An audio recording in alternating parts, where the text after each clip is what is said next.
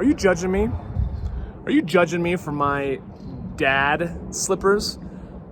Just because I don't have kids doesn't mean I can't wear ugly slippers. Shout out to my little sister for giving me free slippers many years ago for Christmas. But I'll tell you what, I've been reading and doing a lot of research on Brené Brown's stuff through vulnerability, shame, all of those things, right? And if you are not aware of who Brené is, I highly recommend her TED Talks, her info online, any of her courses, her books, Daring Greatly, and all the other ones. So good. So I was listening recently to a Super Soul Sunday conversation with Oprah and Brené, where Oprah was obviously interviewing Brené. Thanks, Dad, for sending that to me. But it's so good. And I will tell you, the more I really get into it, the more I realize, it's me specifically, that so much of the struggles and the heartache and everything else in my life where things have not gone according to plan, if you will, a lot of it all boils down to having massive shame. I won't get into the things that I had shame about, because that's for maybe another time. However, that shame was so pervasive, and not to say that I've healed myself of it all. I've definitely done a lot of work, brought it to the surface. But shame, as Brené talks about, it exponentially grows.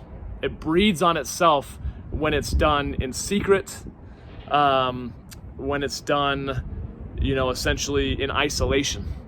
And if you feel like you're the only one feeling a certain way, and then you make yourself out to be a bad person because of it, that oftentimes will feel like shame. The difference between shame and guilt, if you don't know, guilt is kind of like, oh, I did something wrong. Shame is that I'm a wrongful person, right? Oh, I made a mistake versus I am a mistake. That is shame. Shame is that you have a limiting belief that you are not worthy. And that's where a lot of people become control freaks. They become maybe even perfectionists. And I have been there. I've been in relationship with those type of people as well. And being so hard on yourself, attempting to be perfect so that people don't find out what you totally fear, which is that once they know all the skeletons in your closet, that they won't love you and accept you, which is a lie. But it's deep down inside, it's perfectionists' biggest fear. That's what drives this feeling that they have to control everything. And that ultimately is what also keeps shame breeding on itself, because if I can put on a good face, if I can wear this mask that I'm perfect, that I've got all my stuff together, and shame and behind the scenes continues to grow, man, at some point there's a tipping point, and it boils over and it wreaks havoc on your relationships and your finances and your health, your physical health, your spiritual health, your relational health with other people. It's just inevitable. And I see that the vast majority of people that are really struggling in their day-to-day life are just dealing with a massive amount of shame. So what's the antidote to shame? It's empathy.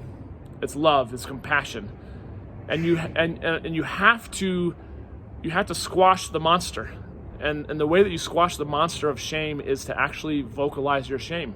You have to come out and speak it to people that you trust.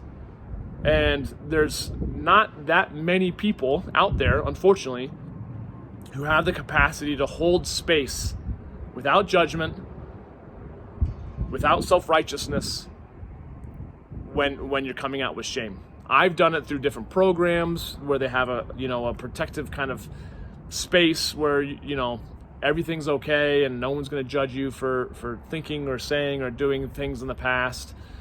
And that is how you begin to uproot shame and start to heal it, and how you start to have self-love and empathy for yourself, which then allows you to have that for other people. I really do feel like it's at the root of why so many people struggle with believing that they're not good enough. So I hope it's valuable. I geek out on this stuff. I love this stuff so much when I'm learning, like, oh, that's why. Okay, I'm like connecting dots constantly as I'm learning, reading, listening to new things on a day-to-day basis. So anyways, hope you're having a wonderful Thursday, and we'll catch up soon.